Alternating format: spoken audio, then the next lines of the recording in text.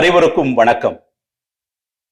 August 15 நம் தாய் திருநாடு சுதந்திரம் பெற்ற நாளாகவும், நம் தாய் திருச்சபையில் அன்னை மரியாள் விண்ணேற்பு பெருவிழாவை கொண்டாடும் சமூக பொறுப்புணர்வை நாம் பெற்றுக்கொண்ட நாளாகவும் அமைந்திருக்கிறது. இந்த இருபெரும் விழாவை நாம் இணைந்து கொண்டாடுவதில் பெரும் மகிழ்ச்சி அடைகின்றோம். கன்னியாகுமரி மாவட்டத்தில் நாகர்கோயில் நகரத்தில் அமைந்திருக்கும் பிஷப் ரெமிஜியூஸ் சிபிஎஸ்இ பள்ளி மாணவர்கள், ஆசிரியர்கள், நிர்வாக குழு உறுப்பினர்கள், பெற்றோர்கள், எங்கள் பள்ளி மேலாளரும் எங்கள் மறைமாவட்ட ஆயர் நசரேன் சூசை அவர்களுடைய ஆசிரியரோடு உங்களோடு இணைந்து இந்த விழாவை கொண்டாடுவதில் நாங்கள் பெரும் மகிழ்ச்சி அடைகின்றோம். சுதந்திரம் பொறுப்புணர்விலிருந்து மிளிரும் ஒரு சவால் நிறைந்த விழுமியம். நான் என்ன என் தம்பிக்கு காவலாளியா என்ற காயினின் குரல் இன்றும் நம் சமூகத்திலும் நிறுவனங்களிலும் பங்கு தளங்களிலும் எதிரொலித்துக் கொண்டே இருக்கிறது. சுதந்திரம் என்ற போர்வையில் சமூக பொறுப்புணர்வை தட்டி கழிப்பதற்கான ஒரு வாய்ப்பாகவும் இந்த பதில் நமக்கு அமைந்திருக்கிறது. அதேவேளை கடவுளின் கட்டளைகளை ஆம் என்ற பொறுப்புணர்வோடு பதிலுரைத்தவள் நம் அன்னை மரியாள். இதோ ஆண்டவருடைய அடிமை என்று சமூக பொறுப்புணர்வு மிக்க பதிலால் தன்னை முழுமையாக அர்ப்பணித்தவள் அன்னை மரியாள்.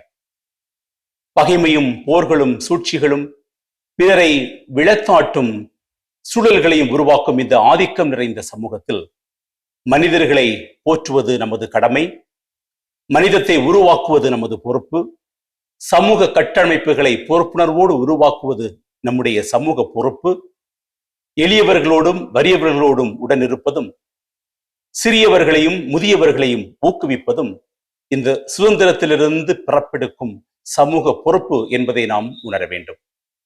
சுதந்திரம் என்பது எப்படியும் வாழலாம் என்பதல்ல, பிறருடைய வீழ்ச்சிக்காக காத்திருக்கலாம் என்பதல்ல, மாறாக பிறருடைய வாழ்விற்காக எழுச்சிக்காக அர்ப்பணிப்பதும் விழுமியங்கள் நிறைந்த வாழ்வை கற்றுக்கொள்வதுமாகும்.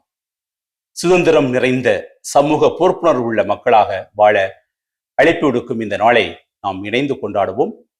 விழுமியமிக்க மனிதர்களாக வாழ நாம் தொடர்ந்து முயல்வோம். வணக்கம்.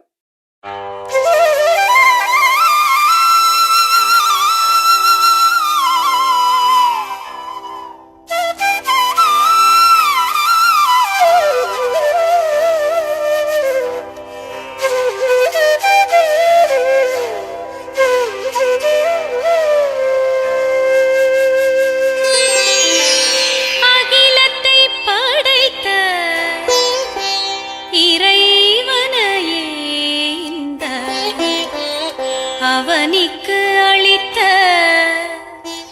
மரி நீ வாழ்க.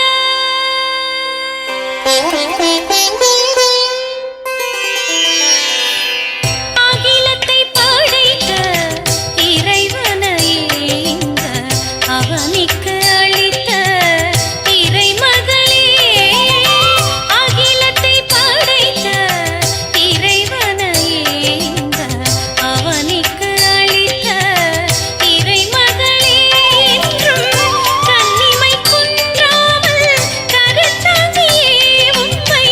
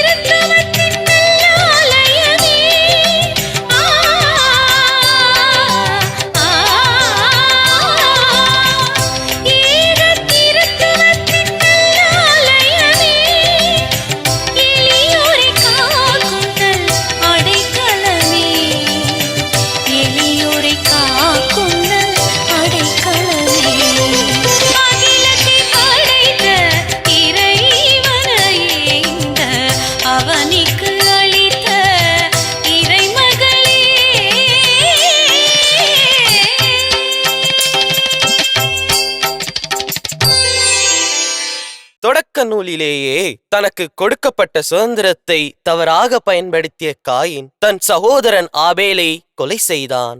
காயின், உன் தம்பி ஆபேல் எங்கே? நான் என்ன என் சகோதரனுக்கு காவலாளியா?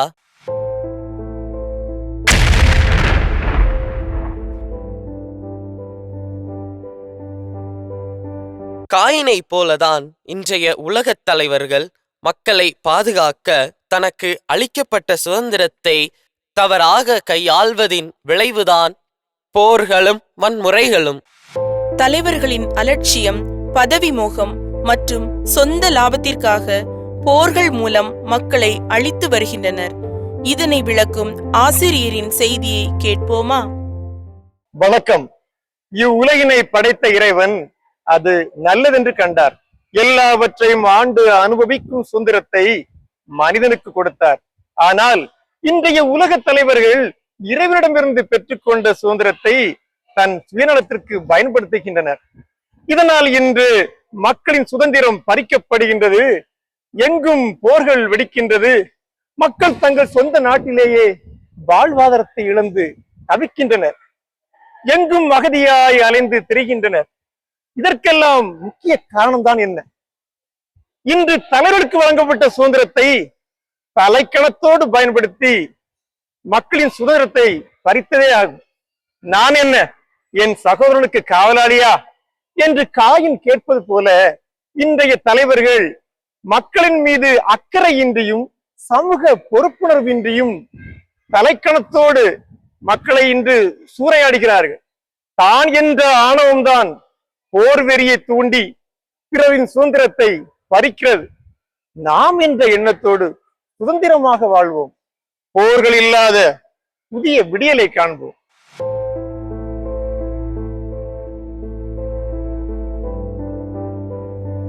போர்கள்னால மக்கள் ரொம்ப கஷ்டப்படுறாங்க.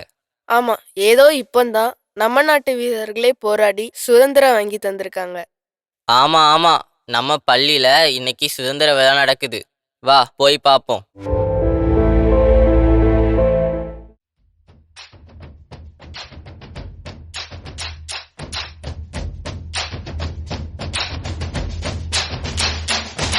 வானம் எட்ட சொல்லு வந்தே மாதரம், பூமி எங்கும் சொல்லு வந்தே மாதரம். தேசத்தின் முழக்கம் கேக்குதே, திசை எட்டும் திரும்பி பார்க்குதே.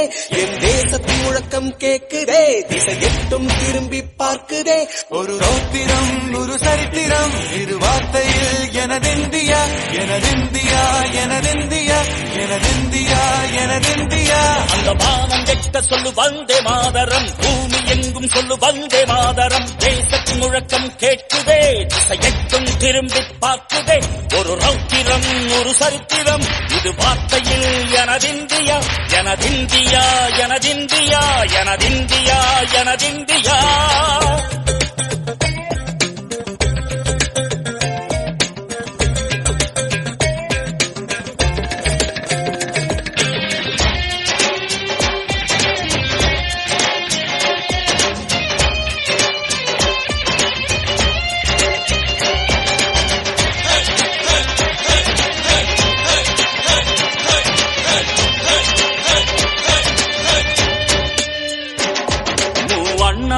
சிதறு தூவானமாக பரவு, இது எல்லையில்லா அளவு, விண்கோள்களும் நமது.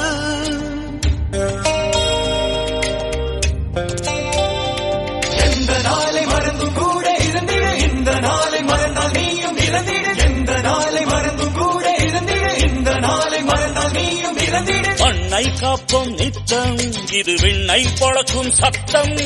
மண்ணை காப்போம் நித்தம், இது விண்ணை பொழக்கும் சத்தம். எனதிந்தியா எனதிந்தியா எனதிந்தியா எனதிந்தியா எனதிந்தியா எனதிந்தியா எனதிந்தியா எனதிந்தியா. அந்த வானம் வெட்ட சொல்லு வந்தே மாதரம், பூமி எங்கும் சொல்லு வந்தே மாதரம்.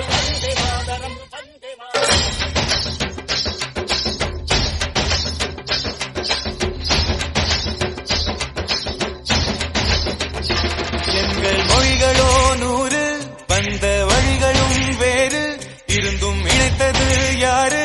அதுதான் இந்தியா பாரு. எங்கள் உடல் கண்ணில் உன்னை வைத்து உயிராக இந்த உலகெங்கும் உந்தன் புகழ் கொண்டு சேர்ப்போம். எனது இந்தியா, எனது இந்தியா, எனது இந்தியா.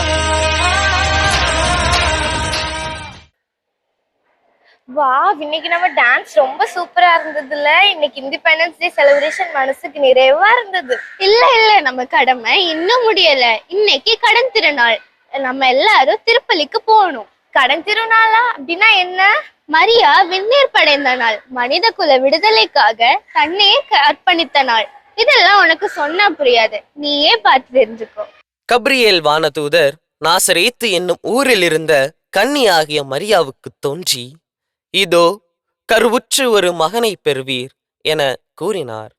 அதற்கு மரியா, நான் ஆண்டவரின் அடிமை, சொற்படியே எனக்கு நிகழட்டும் என்று கூறி தன்னையே இறைத்திட்டத்திற்காக அர்ப்பணித்தார். பின்னர் மரியா அங்கிருந்து புறப்பட்டு யூதேய மலைநாட்டில் வாழ்ந்த எலிசபெத்தை சந்தித்து அவரை வாழ்த்தினார். பின்னர் புரட்சி மிகுந்த மரியாவின் பாடலை பாடினார்.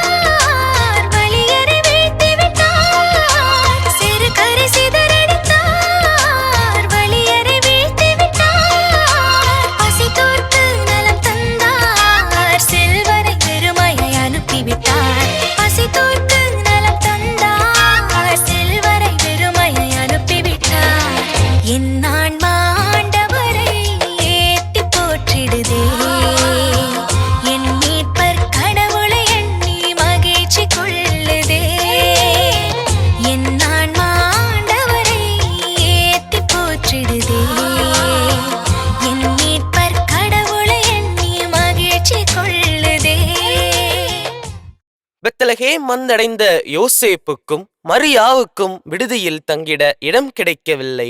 எனவே பேறுகால வேதனையுற்ற மரியா தன் கீழ்ப்படிதலுக்கு பரிசாக கிடைத்த தன் அன்பு மகன் இயேசுவை ஒரு மாட்டுத் தொழுவத்தில் பெற்றெடுத்தார். ஏரோது பெத்லகேம் மற்றும் அதன் சுற்றுவட்டார பகுதிகளில் அனைத்து ஆண் குழந்தைகளையும் கொல்ல ஆணையிட்டான். படைவீரர்கள் பெத்லஹேமின் ஆண் குழந்தைகளை கொன்றனர். தன் குழந்தையை காக்க நாடு விட்டு நாடு சென்றனர் மரியாவும் யோசேப்பும். தன் சொந்த மண்ணை விட்டு செல்வது எவ்வளவு கடினமான தருணம், அதையும் அனுபவித்தார் நமது அன்னை மரியாள். பெத்லஹேம் எகிப்து என சுற்றி மீண்டும் தன் தாய் மண்ணை வந்தடைந்தார். தாய் மண்ணில் சுதந்திரமாக வாழ்வதுதானே ஒவ்வொரு மனிதனின் விருப்பமும். உயிர் தேசமாக சுவாசமாக திகழும் தாய்நாட்டின் புகழை பாடுவோமா?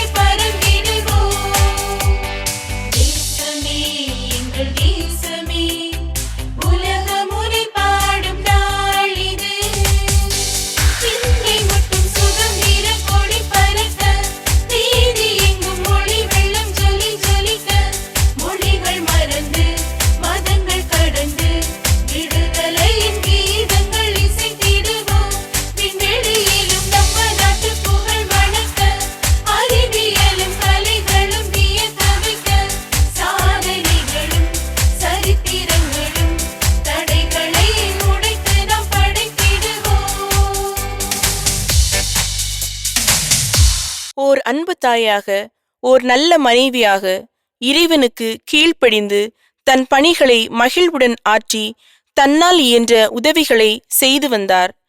கீழ்ப்படிதல் என்னும் பண்பை தன் வாழ்வாலே வாழ்ந்து காட்டிய அன்னை நமக்கு தரும் செய்தி என்னவென்று கேட்போமா? வணக்கம். மனிதர்களுடைய வாழ்க்கையில் சில நற்பண்புகள் அவனை மேன்மேடைய செய்கின்றன. அன்பு, நட்பு, வாய்மை, நேர்மை போன்ற பண்புகள் குறிப்பிடத்தக்க பண்புகளாக இருந்தாலும் கீழ்ப்படிதல் என்ற பண்பு அனைவராலும் போற்றப்படக்கூடியதாக இருக்கிறது.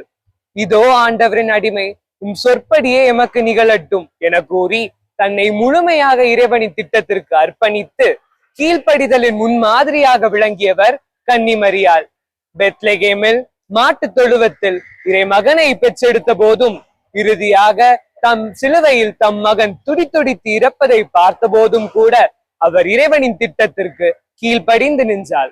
ஆனால் கீழ்ப்படிதல் என்பது இன்றைய உலகில் மிகவும் கடினமாக ஒன்றாக பார்க்கப்படுகிறது. இன்றைய இளைய சமுதாயம் பெற்றோருக்கு, ஆசிரியருக்கு, ஏன் இறைவனுக்கு கூட கீழ்ப்படிய தயங்குகிறது.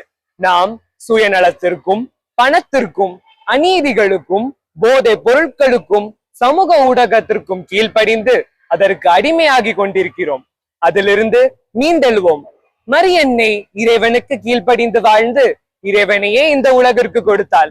இறைஞராகிய நாமும் நம் பெற்றோர், ஆசிரியர் மற்றும் சமூக ஒழுங்குமுறைகளுக்கு கீழ்ப்படிந்து இந்த உலகத்திற்கு நல்லவற்றை கொடுப்போம். நன்றி. கல்வாரியில் உயிர்விடும் தருணத்தில் இயேசு தன் அன்பு அன்னையை தன் சீடர் யோவானிடம் இதோ உன் தாய் என்று கூறி ஒப்படைத்தார். அதாவது அகில உலகிற்கும் அன்னை மரியாவை தாயாக நியமித்தார். இன்றைய உலகில் நமக்கு தரப்பட்ட அன்பு பெற்றோரை நாம் மதித்து பாதுகாக்கிறோமா? ஆதரவு இல்லாமல் அல்லலுறும் பெற்றோரின் மனநிலையை எவ்வாறு சொல்வது?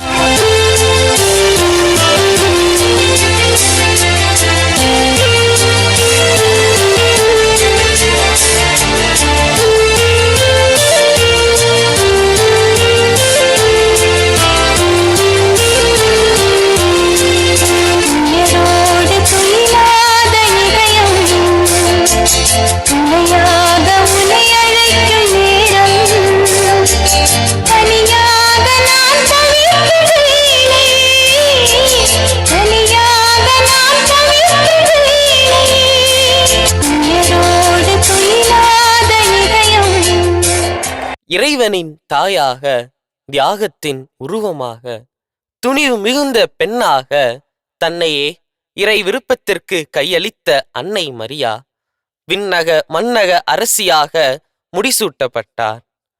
பன்னிரு விண்மீன்களை முடியாக சூடிய விண்ணக அரசியை வானதூதரோடு நாமும் இணைந்து பாடுவோமா?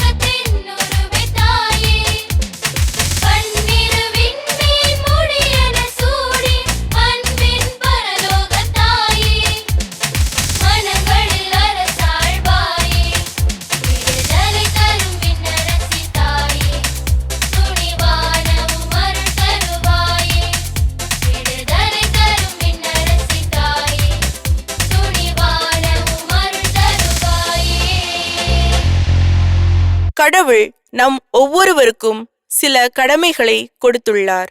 நாம் இன்று சுயநலத்திற்கும் ஆதிக்க மனப்பான்மைக்கும் அடிமைப்பட்டு நமக்கு வழங்கப்பட்ட சுதந்திரத்தை பொறுப்புணர்வுடன் அனுபவிக்க தவறிவிடுகிறோம். மரி அன்னையின் விண்ணக பயணம் பொறுப்புணர்வினை நமக்கு வெளிப்படுத்துகிறது. அதுவே நம் சமூகத்திற்கும் சமூக தலைவர்களுக்கும் தனிப்பட்ட வாழ்விற்கும் கிடைத்திருக்கும் அற்புதமான செய்தி. பொறுப்புணர்வுடைய சுதந்திரத்துடன் வாழ்வோம். வான்லோக ராணி